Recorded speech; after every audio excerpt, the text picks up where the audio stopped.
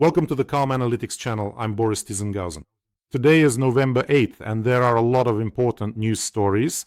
So, in this episode, another massive shelling of Ukraine while Ukrainian drones are hitting factories and substations. And in Crimea, they've struck a very, very important target.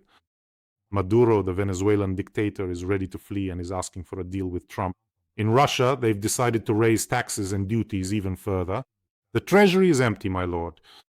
India is winding down its purchases of Russian oil, and the Kremlin failed to deceive the US with the sale of Lukoil. The Saudis have decided to seize the moment and kick the Russians out of the oil market. And as for Orbán, he begged Trump for a sanctions delay even though he lied before and got caught.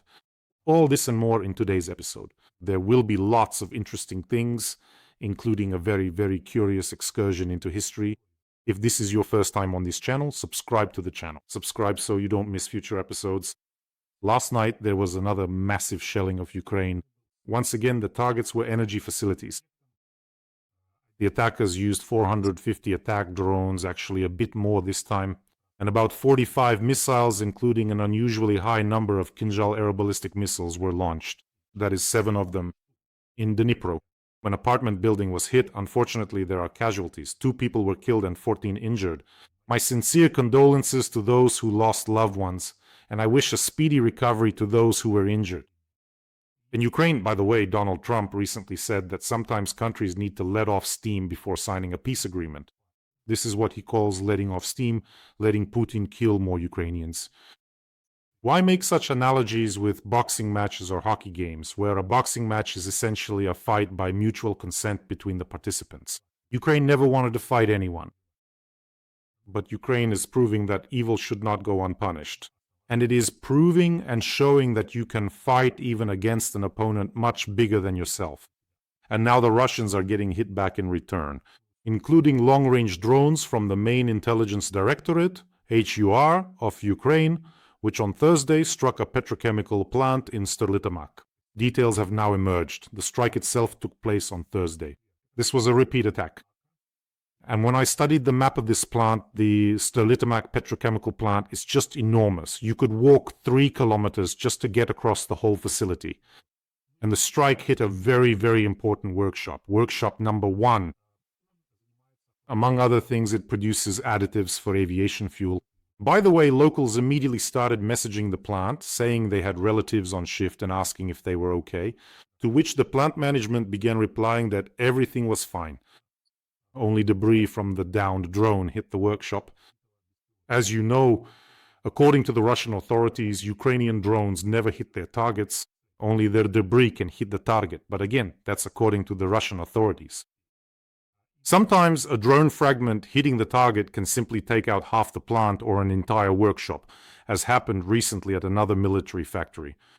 And sometimes that fragment can just blow an airfield to smithereens, like what happened a couple of days ago with the Shahed storage facilities, or as it happened at Donetsk airport. There the Russians had prepared the runway, the hangars, everything as it should be, and then something hit and everything just blew up. I showed this in one of the previous episodes. In general, a fragment of a Ukrainian drone is a truly powerful artifact. And not every substation or military factory can withstand an encounter with this artifact. Here's an example for you.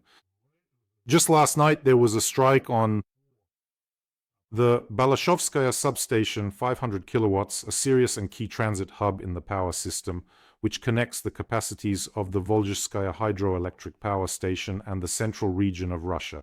And another one, this was the first time the Balashevskaya substation was hit, and it has a capacity of 750 kilowatts. That's really something. By the way, the uninterrupted operation of this substation is crucial for the largest Russian factories, such as Sevastol-Metits, Amorphos, Cherepovetsky Azot, and so on. In short, these are very serious targets, and Ukraine is proving that while the Russians have been trying to cause us a blackout for 4 years now, we have literally started doing it to them, and some Russian cities have suddenly realized that it's actually unpleasant when drones hit your substations. And here's the cherry on top, or maybe in this case the watermelon on the cake. A big fat watermelon, such a huge round one.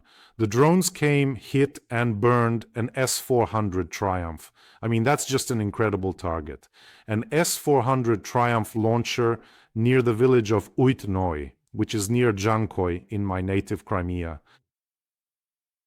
The cost of just one such S-400 Triumph launcher is between $60 and $100 million, and the Russians can only produce a handful of them per year. Well, let's take a look at how it happened. Here it is. The beautiful drone is flying. Watch this video.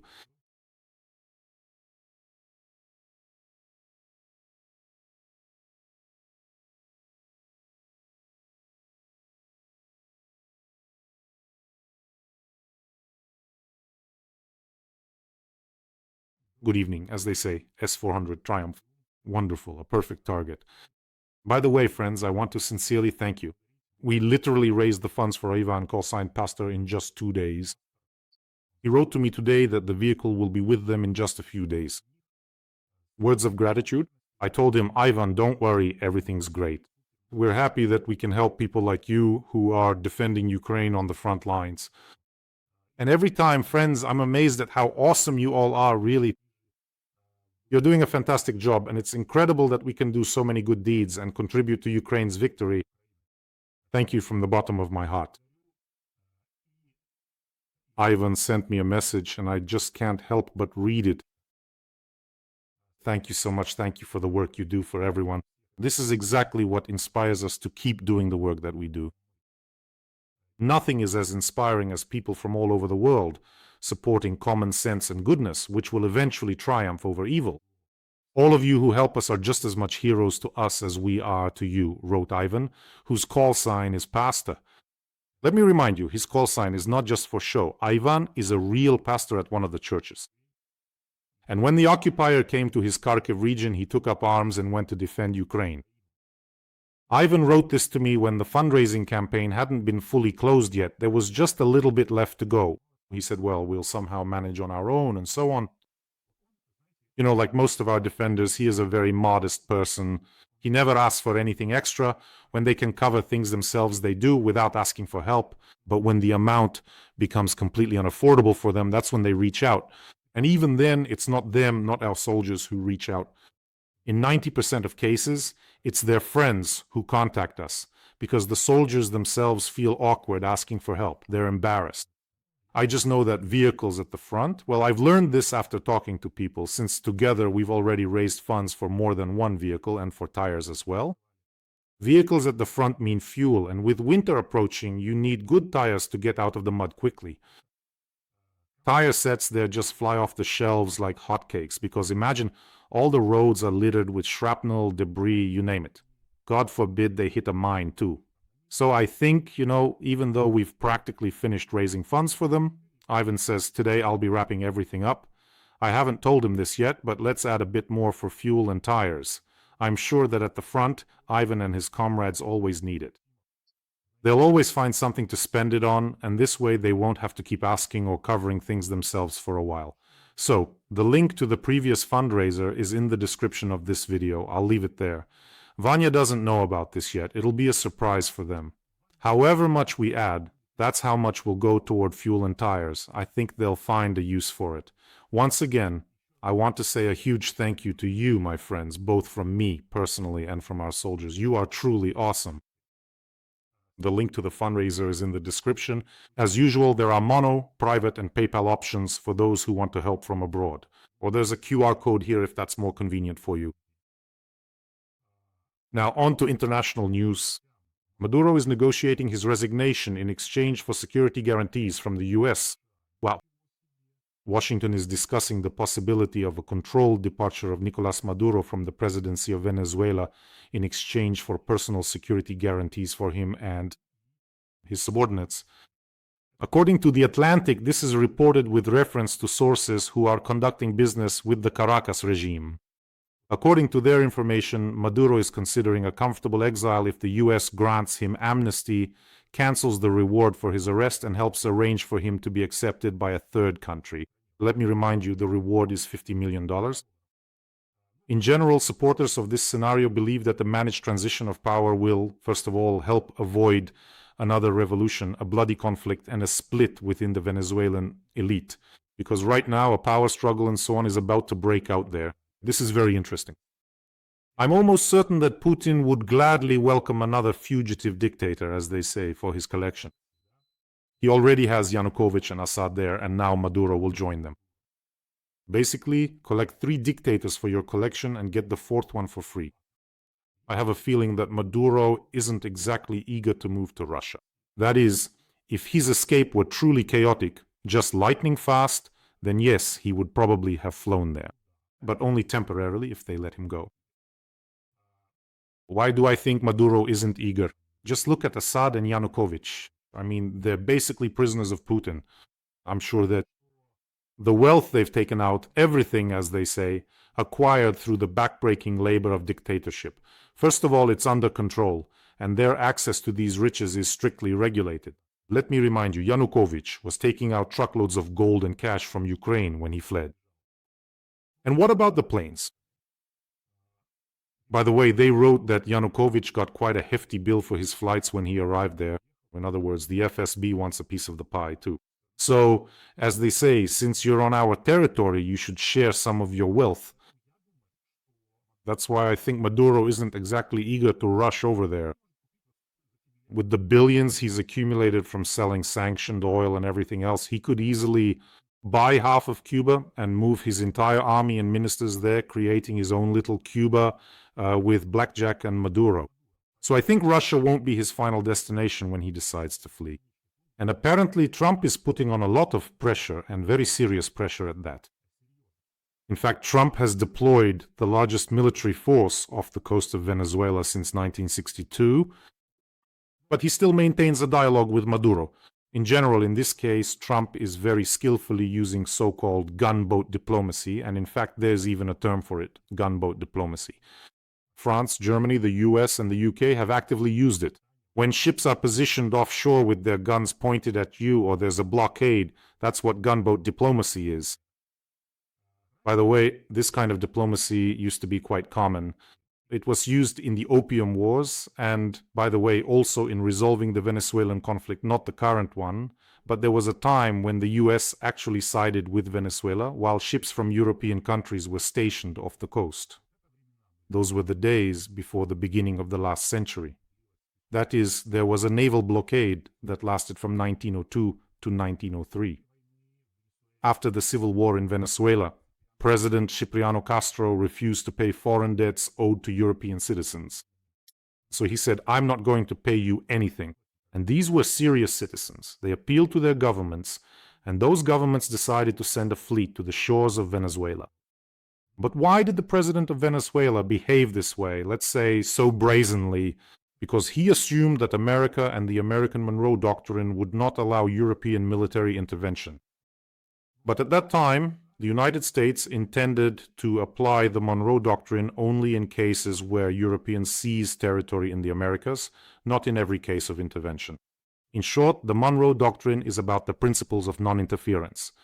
The US doesn't meddle in the internal affairs of Europe, and Europe doesn't meddle in the affairs of the American continent, but Mr. Castro miscalculated. He refused to surrender and demanded international arbitration. After that, Roosevelt said, no, friends, that's not going to work. We don't need your European ships here. And so he sends the fleet under the command of Admiral George Dewey to scare everyone off, German and Italian ships. The blockade was lifted, but Venezuela was obliged to allocate as much as 30% of its customs revenues to cover its debts. Otherwise, they wanted to do it another way. They expropriated European citizens there under the pretext of civil war and then said, we won't pay you anything. Sorry, I got a bit sidetracked, but those were certainly interesting times. So according to the publication, Maduro was actually sending personal messages to Trump, stating that he was ready for a compromise if Washington would stop calling him a drug trafficker and a dictator. You'd think, well, just stop trafficking drugs and stop being a dictator and no one will call you that. What's the problem? Stop covering up the trafficking from Colombia to the US through Venezuela. Just stop. Don't call me that, right? That label is an insult, and I ask that it not be applied to me. Oh, how sensitive we are. Our segment, everything is going according to plan, but that's not certain. The Russian government is preparing a sharp increase in duties for businesses in order to fill the budget. Following the increase in VAT, the tax reform for small businesses, the introduction of a new technology levy. What else? They've got a bunch. The recycling fee. They're cutting salaries for public sector workers, reducing payments to those who go to fight, and now they want to introduce new duties on alcohol and so on. You know, like in that famous computer game? The treasury is empty, my lord. They desperately need money because this year the federal treasury's deficit is already, by official estimates, 6 trillion, and according to other estimates, the deficit is up to 10 trillion, and next year's budget is already set with a 4 trillion hole. Where are they supposed to get more money now, more oil, and so on? Well, here's the situation with oil. Russian oil companies are losing 2/3 of their supplies to India. The Kremlin's oil alliance with India, which emerged right after, you remember, the start of the full-scale invasion, brought the Russian economy over 100 billion in export revenue. But now it's under threat after the US imposed blocking sanctions against Rosneft and Lukoil. 5 major Indian companies have put their purchases of Russian oil for December on hold. Together, these companies accounted for and exported 65% of the oil that India bought from Russia. Well, what can you do? What can you do? Analysts, by the way, predict that in December, Russian exports to India will sharply decline and then will recover very, very slowly as loopholes are found, loopholes to bypass the sanctions. But it's risky. The sanctions are American after all. Of course, they will look for some not entirely legal loopholes, but as for the cleverest ones who think they can joke around with American sanctions, the company Gunvor, owned by billionaire Timchenko, who is close to Putin, refused to purchase Lukoil's foreign assets after the US Treasury called it a Kremlin puppet, and stated that it would not grant the Swiss oil trader a license to operate and make a profit until Putin stops waging war against Ukraine. I was immediately surprised. How did it happen so quickly, literally in just one day? A buyer for Lukoil's assets was found. I'm sure there's something fishy going on there. So they started an investigation, and it turns out that's why it happened, meaning someone acted very cunningly. If it were up to me, I'd slap an additional personal sanctions package on Timchenko right now, so he wouldn't get involved in such games, although I think he already has several hanging over him. Now here's some news that will really ruin Dmitry Medvedev's mood. Seriously ruin it. Russian oil refineries will be allowed to mix alcohol into gasoline. The Russian authorities are preparing to allow the use of alcohol in gasoline production, to increase supply to the fuel market. Because the Russian market has faced a very serious fuel shortage after the strikes by Ukrainian drones, somewhere in his little dollhouse, Dmitry Medvedev is crying right now. Why waste such a product like that? Do you know why? Right now, the alcohol content in gasoline is no more than 1.5%. If there's not enough gasoline, that means you need to add more alcohol. And if they raise this component to 10%, it will allow them to increase fuel supplies. So that's it. Even strategic raw materials are being used now. And also, Russia's Ministry of Energy may lift the ban on the use of such an additive as MMA, monomethylaniline, because of its high toxicity and cancer risks. It's been banned in most countries around the world.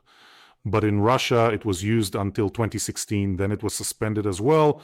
And now they're saying, let's use this additive too. It increases the octane rating. Well, basically, who cares about Russians? Who cares about cancer? Let's just make more gasoline, dilute it with more alcohol, right? And of course, in the long run, this is very alarming news for all Russians, because now drones will also start targeting distilleries. And as one wise man once said, to get Russians out onto the streets, you shouldn't strike oil refineries, but distilleries. By the way, friends, don't forget to subscribe to this channel. Here, we don't just fight Russian propaganda. From time to time, we also make Dmitry Medvedev suffer by reminding him that, first of all, he a semi-liquid terminator. Secondly, an ethyl berserker. And thirdly, he's just a sample dictator. So subscribe, friends. And now for our segment, who else hasn't kicked Putin while he's down? Saudi Arabia has announced discounts on oil for India and China to replace Russian barrels. How rude. That's a stab in the back. Or maybe not even in the back, maybe somewhere else entirely. Saudi Arabia. After the United States imposed sanctions on Russian oil giants Lukoil and Rosneft, Saudi Arabia decided, Why not take advantage of the situation and push the Russians out of this market? Let's offer even bigger discounts to China and India. As a result, the Indian company Reliance Industries, for example, increased its purchases by 87% in October. The company that used to buy Russian oil is now buying almost twice as much oil from the Saudis. So now Russia will either have to offer even bigger discounts, and soon they'll be selling almost at cost. And as for Russians who worry that the treacherous West will attack them and take their resources, don't worry, Russians. Putin will give your resources away himself. He'll even beg on his knees for someone to buy them at a lower price. A bit about Russian import substitution. I came across a very interesting piece of news. It's about the so-called special military operation, the war in Ukraine, a Russian patriotic game called Squad 22 Zov. Back in May 2025, the developers called it Russia's answer to Counter-Strike. In short, the game flopped on the global market. About 5 people play it daily. Every time I ask Putin supporters, if Putin has lifted Russia off its knees over these 25 years, what has Russia started producing that you're proud of, that has made you famous around the world? Maybe some good cars, or maybe smartphones, or at least something? Silence. Some people come and write weapons. What weapons? No one shows the testing of your weapons anywhere. And even then, as a rule, later on, according to Western intelligence, out of 13 tests, 13 were unsuccessful. It's all just lies. Well, sure, Putin can show some cartoons and say, here's our rocket, it will fly to the moon like this. He can come out and say it, and Russians will believe anything. He can come out and say, Burevestnik is such an awesome missile. It can fly endlessly. I've already flown to the moon. See this sand? I brought it back from the moon for you, Russians. And they'll still believe it. The new Russian weapon is perfectly embodied by the Russian Armata tank. There are only a few of them, and they exist just for parades. At one of the parades, it even stalled, and after that, the rest of the tanks drove by without it, because there are no more of these tanks. So there's nothing to replace it with. When Putin launched the full-scale invasion, no one saw a single Armata tank at the front. And even Russians themselves admitted that they're so expensive and supposedly so advanced that they won't send them to the front. So what is it for, then? To drive it back and forth at parades in front of Putin and tell him stories about it. Basically, this Armata tank is the very symbol of Russian weaponry. All they really have is reworked, patched-up Soviet weaponry. By the way, Orbán did end up getting a sanctions delay from Donald Trump. Trump granted Hungary a 1-year exemption from sanctions on imports of Russian oil and gas. The most interesting thing is that just recently, the main buyer of Russian oil in the European Union announced its readiness to almost completely give it up. This Hungarian company, which is the only oil refiner in Hungary and Slovakia, says it is ready to replace 4/5 of Russian oil supplies. So just recently the company announced that yes, we are ready to replace it. We found sources. We can replace 80% of Russian oil. Bloomberg is quoting their quarterly report where they stated this. On Friday, literally just yesterday, this was reported. So Orbán, it turns out that Russian oil can actually be replaced. But Orbán said it couldn't be done. So what does this mean? Did Orbán lie to Trump? And on top of that, oh dear, how disgraceful, huh? Well, here's another piece of news I couldn't ignore. Members of the Alternative for Germany party went to Russia for a conference to discuss how, after the war, to lift sanctions. Or more precisely, not after the war, but after the Alternative for Germany's theoretical rise to power in Germany. It seems that no one can rest easy while Schröder's laurels are still out there, apparently. They probably also want to secure a cozy spot in Russian oil and gas companies after their political careers are over. Well, let me quote, "Sanctions against Russia are causing serious harm to our country. When Alternative for Germany is in a position of governmental responsibility, we will lift them," said the head of the Saxony branch of Alternative for Germany. Before visiting Russia, it is recommended to visit the frontline cities of Ukraine and see who exactly they are going to meet and from whom they intend to lift sanctions. Just go live somewhere over there where there's constant shelling, where explosions are always happening. Go live there. Look into the eyes of the children. Look into the eyes of the elderly. Look into those eyes and then go and lift the sanctions. No, they won't go. What is this even about, right? When did politics and justice ever go hand in hand? Yeah. But friends, as my American partners used to say and still say, they are also very persistent. I suspect that this acquaintance of mine, the one I talk to, he also has a bit of a schizoid personality, just like me. And he can annoy anyone, just like I can. That's why he always says, constantly, he says, listen, Boris, you have a lot more friends than you think. Listen, and so on and so forth. He says this all the time. So friends, there are more and more of us here every day. Take care of yourselves, take care of your loved ones. Subscribe to this channel, and let's chip in a little for Ivan with the call sign Passport and his brothers in arms who are now at the front. Let me remind you, the link is in the description of this video. Have a peaceful day, everyone, and glory to Ukraine.